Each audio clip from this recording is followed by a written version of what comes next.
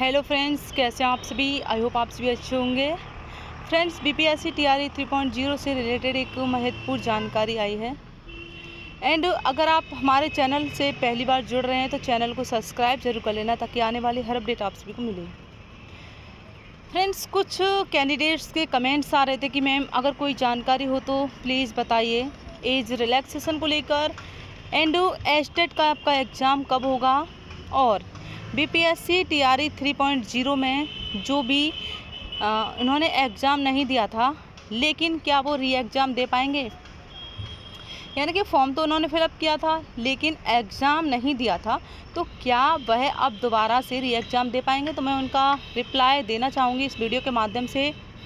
And आपका age relaxation को लेकर कोर्ट में जो मसला चल रहा था कि आयु सीमा में छूट मिलनी चाहिए, उस पर एक जानकारी निकल कर आई है कि कोर्ट के हियरिंग में आखिरकार हुआ क्या है। और बीपीएससी की 3 कैबिनेट मीटिंग होनी थी, हमने आपको अपने चैनल के माध्यम से बताया था। जी हाँ, वो हो गई है। तो मैं सारी जानकारी आपको क्लियर करने वाली हूँ। आपका जो एग्ज़ाम है टीआरई 3.0 का कब होगा, और हाँ, सप्लीमेंट्री रिज़ल्ट आपका अब आएगा या फिर नहीं आएगा, क्योंकि बहुत जगह आपको बताया जा रहा है कि आपका जो सप्लीमेंट्री रिज़ल्ट है वो दिया जाएगा। क्या एक्चुअल में आपका जो सप्लीमेंट्री रिज़ल्ट दिया जाएगा? तो देखिए, क्लियर कर देती हूँ, सप्लीमेंट्री रिज़ल्ट आपका नहीं आ रहा है। हालांकि कोर्ट में ये मामला गया है कि सप्लीमेंट्री रिज़ल्ट जारी किया जाना चाहिए टीआरई 2 का। टीआरई 1, टीआरई 2 यहाँ तक आपने सुना होगा कि ये आपका कैंसिल होने वाला है। तो ना ही आपका टीआरई 1 कैंसिल होगा, ना ही आपका टीआरई 2 कैंसिल होगा, क्योंकि धांधली उसमें हो चुकी है। मान लीजिए कि धांधली हुई है, अगर धांधली हुई थी तो तभी इस एग्ज़ाम को रद्द कराना चाहिए था। इसमें कितने मेहनती कैंडिडेट्स सिलेक्ट हुए हैं उन पर बहुत ज़्यादा प्रभाव पड़ने वाला है, क्योंकि ज़रूरी नहीं है कि अगर कोई चीज़ 100% है तो वो 100% ही गलत हो। मान लीजिए कि नकल वाले, जैसे बीपीएससी टीआरई 3.0 में नकल हुई है और ये पकड़े भी गए हैं जो नकल हुई थी, और परीक्षा रद्द भी की गई थी। ठीक है, अगर बीपीएससी टीआरई 2 में धांधली हुई थी या फिर पेपर लीक हुआ था तो तभी ये मुद्दा उठाया जाना था, जिस तरह से टीआरई 3 में धरना प्रदर्शन हुआ था। तो देर बहुत हो चुकी है इस चीज़ को लेकर। हालांकि ईओयू की जो जांच है वो चल रही है, लेकिन हमें नहीं लगता कि आपका टीआरई 1 और टीआरई 2 रद्द होगा। इसलिए आप लोग ये मत सोचिए कि अब तो ये रद्द हो जाएगा। ठीक है, बहुत जो कैंडिडेट्स हैं उन पर प्रभाव पड़ेगा इसका। एंड अभी मैं आपको बता देती हूँ, आपका जो एस्टेट का एग्ज़ाम है वो कब होने जा रहा है। एस्टेट का एग्ज़ाम आपका जून में होगा। जी हाँ, एस्टेट का आपका एग्ज़ाम जो है वो जून में कराया जाएगा। इसलिए आप लोग अब जितना आप पीवाईक्यू लगाएंगे उतना ही आप लोगों के लिए अच्छा रहेगा। इसलिए आप लोग अपने प्रीवियस जो क्वेश्चंस हैं वो देखते रहिए और सॉल्व करते रहिए। और टीआरई 2 का भी पेपर आप लोग जो हो चुका है वो आप लगा लेना।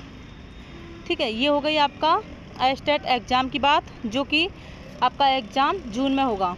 एंड टीआरई 3.0 आपका एग्ज़ाम कब होगा? देखिए, चाहे वो 1 to 5 का हो, 6 to 8 का हो, एंड 9th 10th 11th और 12th, सभी का एग्ज़ाम आपका एक साथ होगा। यानी कि एक दिन आपका एग्ज़ाम होगा 1 to 5 और 6 to 8 का, और दूसरे दिन, उसी के दूसरे दिन आपका एग्ज़ाम होगा 9th 10th और 11th 12th का।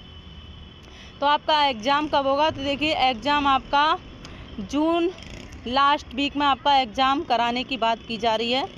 और इससे पहले आपने सुना होगा कि 15 जून से आपका एग्ज़ाम हो सकता है। तो देखिए, आप जून लास्ट वीक मानकर चलिए कि आपका एग्ज़ाम जून लास्ट वीक में होगा। ठीक है, एंड एज रिलैक्सेशन का क्या मसला है? मैंने आपको बताया था कि आयु सीमा की छूट को लेकर लगातार कैंडिडेट्स धरना प्रदर्शन कर रहे थे कि उम्र सीमा में छूट मिलनी चाहिए, क्योंकि ओवर एज वाले जो कैंडिडेट्स हैं TRE 3 में फॉर्म अप्लाई नहीं कर पाए थे। लेकिन क्या वो TRE 4 में फॉर्म अप्लाई कर पाएंगे? एंड क्या दोबारा से आपका TRE 3 का पोर्टल खुलेगा? देखिए, मैंने बहुत दिनों से कुछ रीजंस था, इस वजह से आप लोगों को वीडियो जो है प्रोवाइड नहीं की थी, क्योंकि मेरे जो है वो टीचिंग चल रही है अभी फ़िलहाल, तो इसलिए मैं थोड़ा व्यस्त थी। लेकिन आज कमेंट्स आए थे कुछ, तो आप लोगों ने कहा था कि कोई भी जानकारी हो तो दीजिए।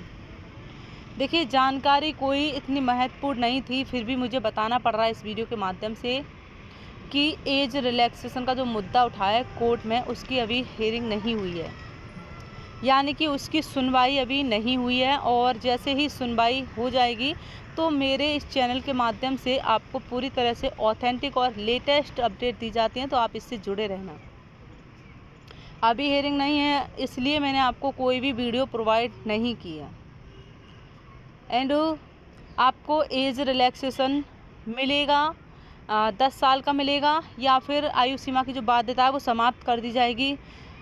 इसको लेकर अगर कहें तो 10 साल का एज रिलैक्सेशन आप लोगों को मिल सकता है, क्योंकि 99% आप लोग मान कर चलिए कि आपको एज रिलैक्सेशन मिल सकता है। और जो फैसला आएगा वो कोर्ट का, पटना हाई कोर्ट का जो फैसला आएगा वो आपके हित में ही आ सकता है।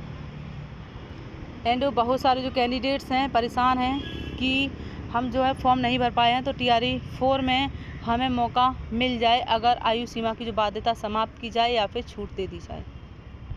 तो फ्रेंड्स, जैसे ही कोई अपडेट आएगी आपको मैं इस चैनल के माध्यम से बता दूंगी, इसलिए आप लोग जुड़ जाना। और मैंने आपको बता दिया है जो भी, देखिए, जब कोई इन्फॉर्मेशन नहीं थी तो मैंने आपको वीडियो प्रोवाइड नहीं की थी, क्योंकि अभी जो कमेंट्स आए थे वो उनका कहना था कि मैम कुछ जानकारी हो तो बताइए। तो अभी कोर्ट हियरिंग नहीं हुई है, हो जाएगी तो मैं आपको बता दूंगी। ठीक है, मिलते हैं किसी नेक्स्ट अपडेट के साथ, तब तक के लिए बाय बाय, जय हिंद। और एक कमेंट था कि हमारा जो फॉर्म है वो गलत हो गया, यानी कि भरते समय कुछ डिटेल्स जो है वो गलत हो गई है। इसके आप लोग बेफिक्र रहिए, क्योंकि जब आपका DV होगा, ठीक है, जब आपका DV होगा तो उस समय आपसे जो है एक फॉर्म भरवाया जाएगा, जिसमें जो आपकी डिटेल है वो सारी दी जाएंगी। ठीक है, तो सारी डिटेल हैं, आप लोग उसे भर देना।